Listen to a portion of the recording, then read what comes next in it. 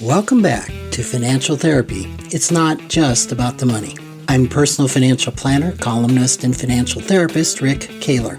Research tells us that 90% of all financial decisions are made emotionally, not logically. For nearly 4 decades, I've been helping people make better money decisions. So what makes my financial worldview different from most financial experts? I blend the nuts and bolts of financial advice with the emotions that drive making them. Good money decisions are not just about the money. So let's get started with today's episode. Welcome back to another session. I look back at a lot of my episodes before I do an episode to make sure that I haven't said the same thing before, at least a lot of it. Of course, I repeat a lot of positions. And this one I've written about, but I have not done a podcast on.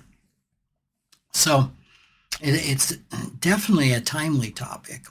And it's definitely an emotionally charged financial topic.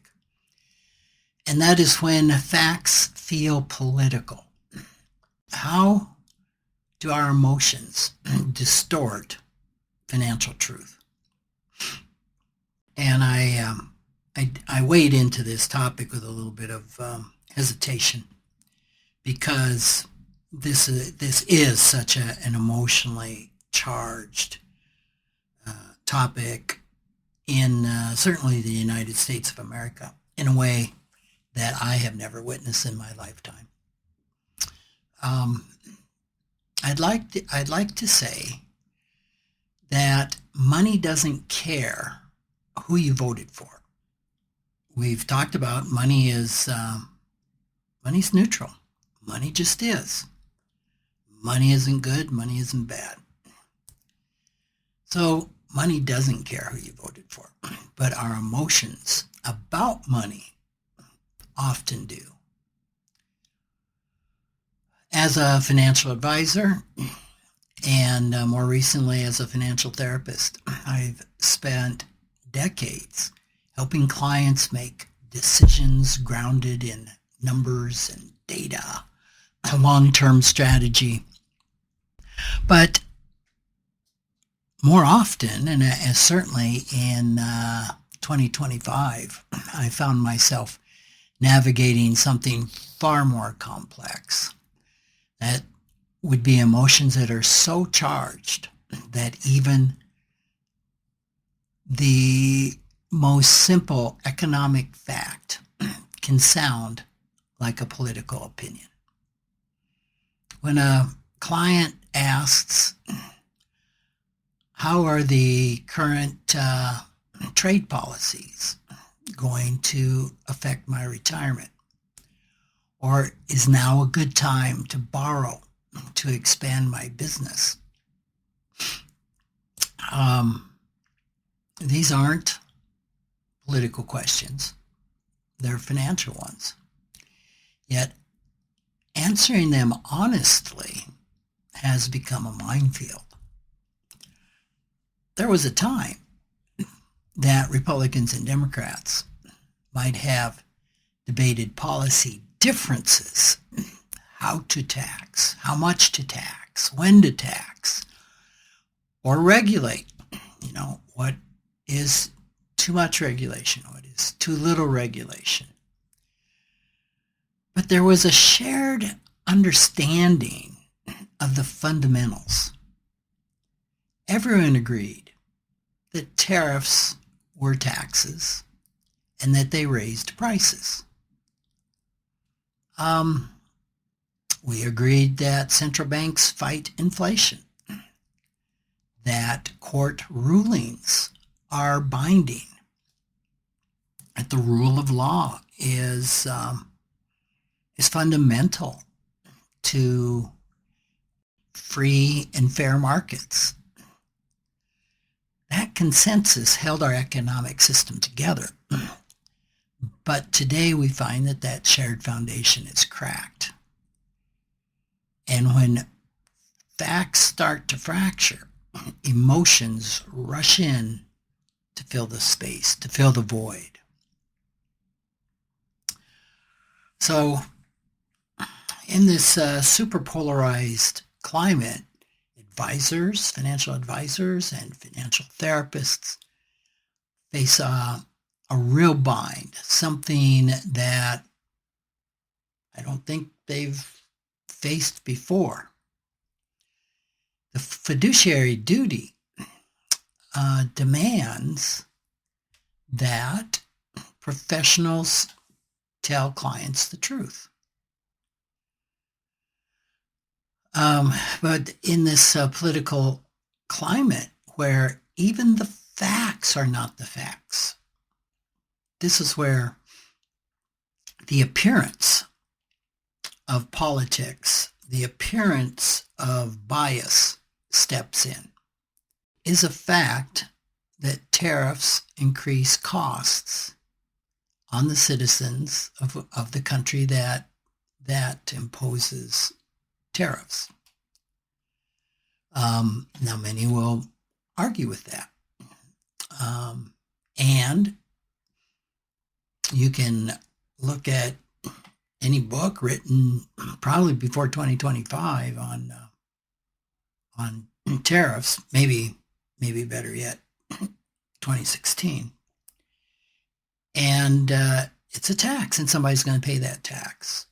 Either the importer's going to pay the tax, the consumer's going to pay the tax, or both will pay the tax. We learned this in my 9th grade economics course. Tariffs increase costs. And that's something that a planner, a therapist needs to clearly answer. They need to tell the truth around threats to the Federal Reserve's independence, which can shake confidence in the U.S. dollar. That uncertainty drives volatility. And these aren't opinions. They're economic realities. But saying them out loud, as I am doing in the moment, can trigger reactions that have nothing to do with money.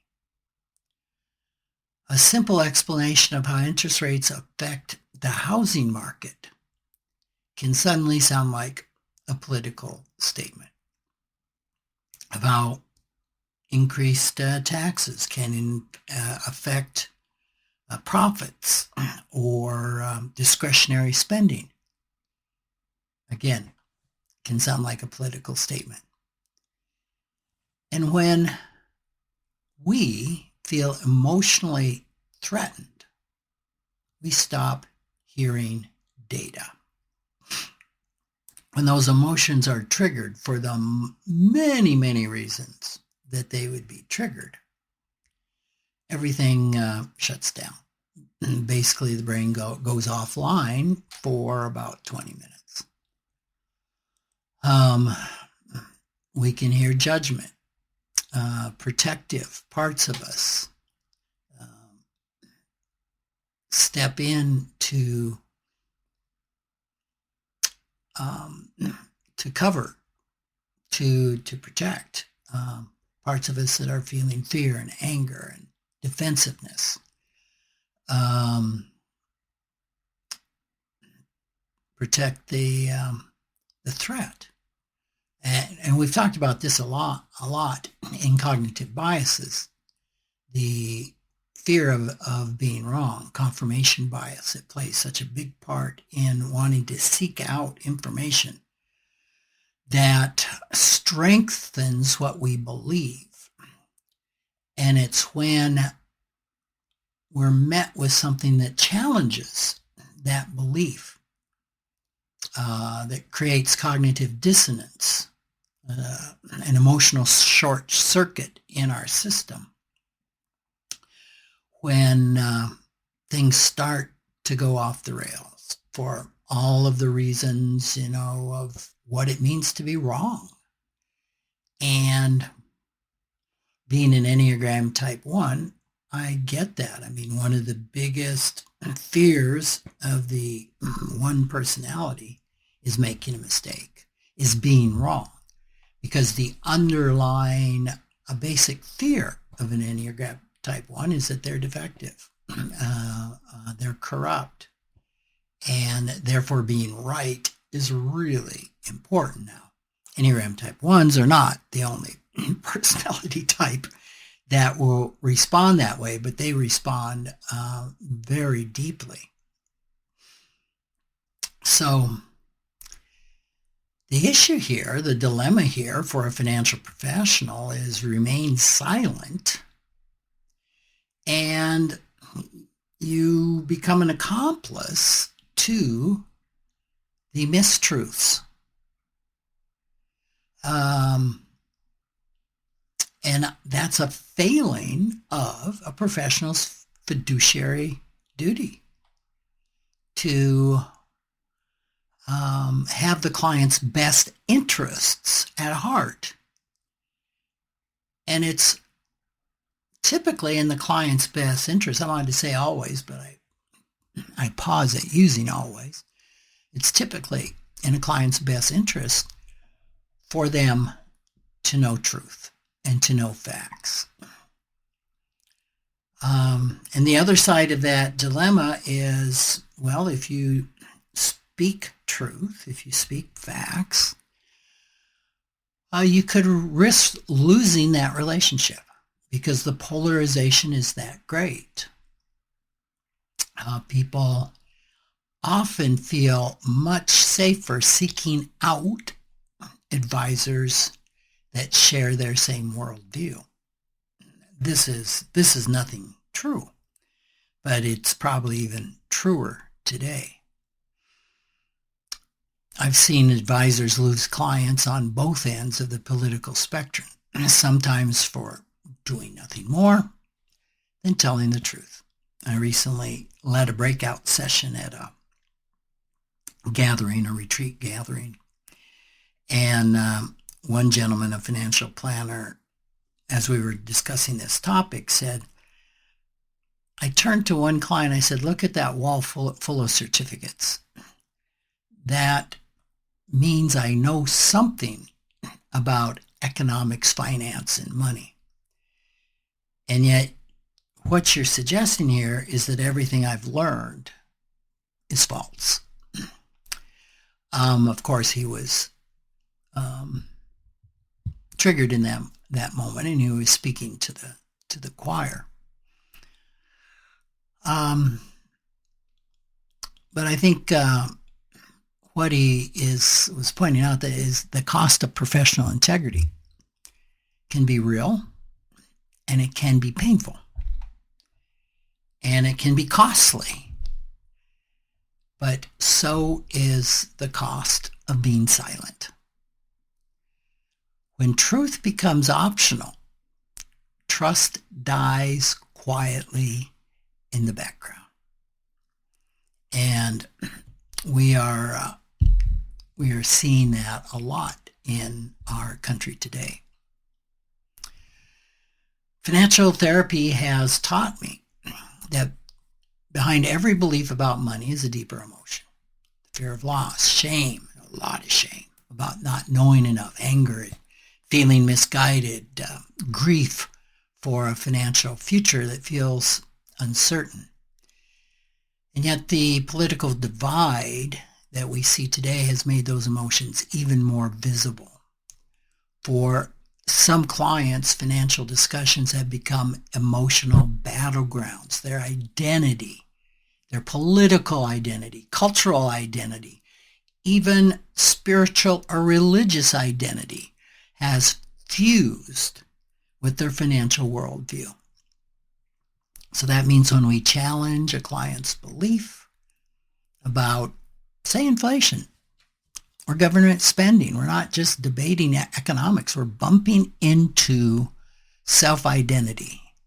The nervous system registers this discussion as danger. Now, this isn't with everyone, but it certainly is true. I'll shoot low and say with 20%, 25% on each end of society. So let's just put that a low of 40%. So that means when a financial professional, financial therapist might gently challenge a client's belief, things can start to go awry. You might say, well, this isn't rational. Well, we know when we look at the underlying beliefs that we have, it's very rational. And that's very human. We're wired to protect what feels like us. When facts threaten belonging, emotions take over. And many people feel belonging in political affiliations and religious affiliations. And when emotions take over, we know that financial reasoning shuts down. So in that moment, a planner's job, a financial therapist's job, isn't to argue, isn't to persuade, isn't to double down, which, the planners and therapists are human too, and they can be triggered in this called countertransference, and attempt to argue or persuade. The response is to stay calm, grounded, and above all, curious. To remember that behind every reaction is a part of someone trying to feel safe. And I emphasize that for my own benefit, because while I can talk these words, I am completely capable of not being a practitioner at certain times. So, we are, as practitioners, not immune to a bias. We have our own parts. And we have parts that want to be loyal to what we believe, that feel threatened, that feel fearful. Parts that want approval. Parts that resent being misunderstood or not heard. So it can be really hard to stay neutral, especially if you understand IFS speak, when I'm parts led. When someone questions my integrity. And being self-led doesn't mean detachment, but it does mean compassion without collapse, curiosity. So staying self-led is so important in either you, if you're a financial professional or a therapist, or in your financial professional therapist, if you're a consumer. You want them to remain calm and curious and compassionate. It's really the emotional foundation of professional ethics. If we can't manage our own reactivity, regardless who we are, we risk becoming another partisan voice. And when that happens, what we're trying to do, if you're a financial planner or financial therapy and you help a client find financial well-being, can go out the window.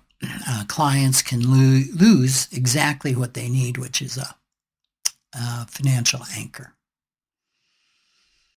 So if you're listening to this as a consumer, as an investor, as a business owner, a retiree, it's worth asking yourself, how do I know whether my advisor's advice is rooted in fact or filtered through belief? And how do I know whether my own beliefs are distorting what I hear? This is a heavy lift. My suggestion is to start with curiosity. Notice where your emotional temperature is at any time in a conversation. And when does it start to rise? Does a certain topic make you tense, defensive, dismissive? Those reactions are a clue when they're coming up. And it takes a lot of work to realize when they're coming up. They're showing us where fear or identity, belonging, might be leading the conversation instead of reason and curiosity. Some practical things you can do is you can ask your advisor how they verify information. Do they rely on multiple sources? I have podcasts in the past that you might want to take a listen to on the importance of where you get your information, the importance of listening to information on both sides of the spectrum, but preferably sources that are in the middle. And I give a whole list of various sources out there that I listen to, that I've researched, that I determine are good, fair and balanced resources. Look at tools like Ad Fontes, Media Bias Chart, or Ground News can help you see which outlets lean left, right, or center. None of us are perfectly objective, but awareness is powerful. And when you can name your bias, you can begin to lose, or at least loosen the grip of bias. So when truth meets emotion, the goal isn't to win, it's to understand. Financial therapy reminds us that most financial conflicts aren't about the money, they're about meaning. They're about the emotions, they're about safety, they're about trust, they're about control. And when we can name these emotions, the conversation can shift from confrontation to connection. And this requires vulnerability, doesn't it? So for advisor, that means listening beneath the words. That means listening with the whole body, if I can put it that way. For clients, it means trusting that discomfort doesn't always signal danger.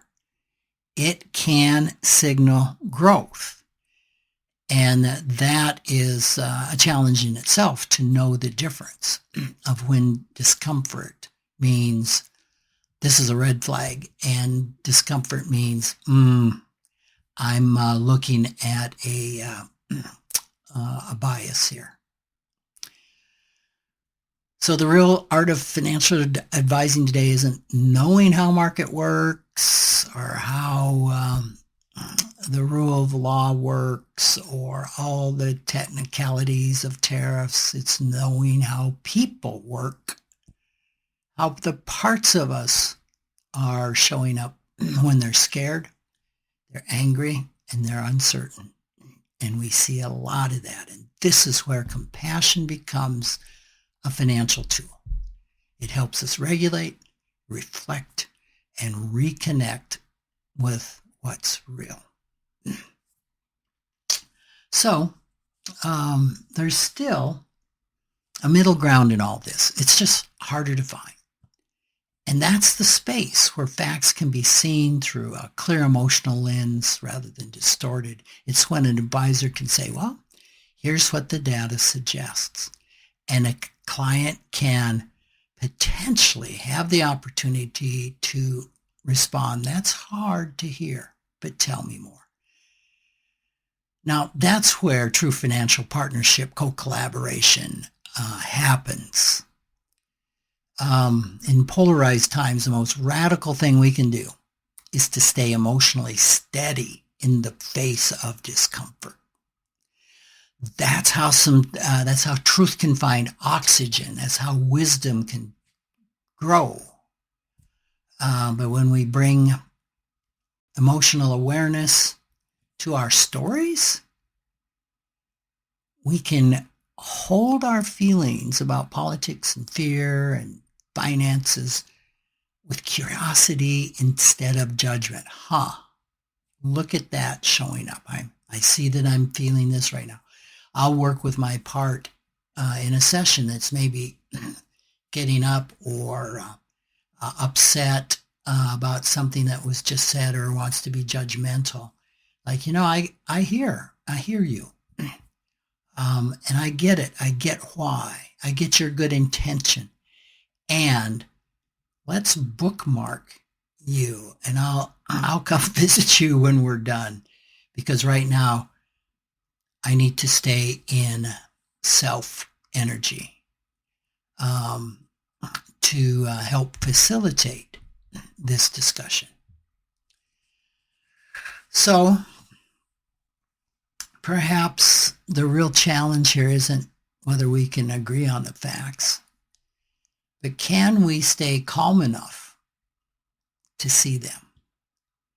Can we maintain enough curiosity to understand where the other person is coming from, to be able to clearly see their parts or their wounded parts and have compassion for that, rather than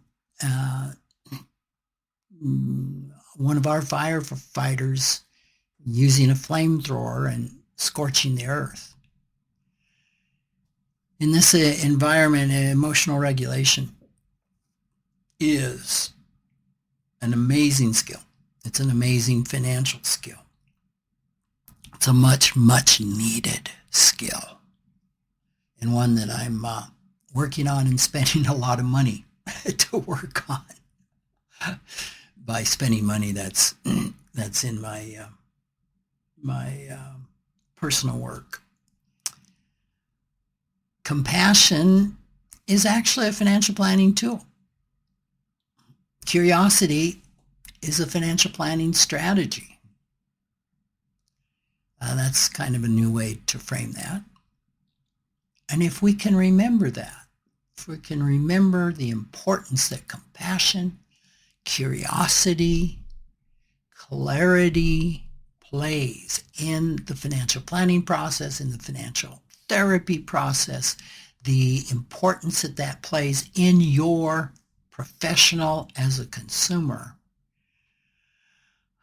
we have a chance of navigating this very strange time that we're in, this very strange era, with integrity, and possibly we can help restore trust in the very idea that truth still matters. Thanks so much for joining me today. I hope there is a nugget or two of takeaway here. I know there was for me. So take care, and look forward to being with you next time. Thanks for joining me, Rick Kaler, for another episode of Financial Therapy. It's not just about the money. This is where I combine the nuts and bolts of financial advice with the emotions that drive making them. Remember, every financial behavior, whether it appears illogical to you or others, makes perfect sense when we understand the underlying beliefs, feelings, and thoughts. Sign up for my weekly blog at financialawakenings.com. I hope you'll join me again for our next episode.